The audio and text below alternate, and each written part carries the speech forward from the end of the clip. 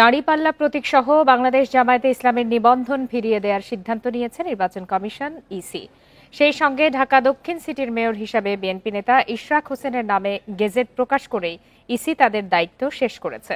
বিকালে এক সংবাদ সম্মেলনে নির্বাচন কমিশনার অবসরপ্রাপ্ত ব্রিগেডিয়ার জেনারেল আবুল ফজল মোহাম্মদ সানাউল্লাহ জানান, 2013 সালে বাতিল হওয়া বাংলাদেশ জামায়াতে ইসলামের নিবন্ধন ও দলীয় প্রতীক ফেরতের সিদ্ধান্ত নিয়েছে ইসি।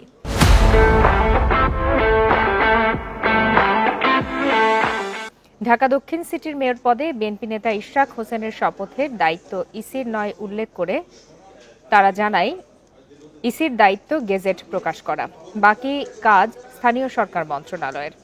কোনো রাজনৈতিক দলের প্রতীক স্থানীয় সরকার নির্বাচনে ব্যবহার করা যাবে না বলেও সিদ্ধান্ত নিয়েছে নির্বাচন কমিশন।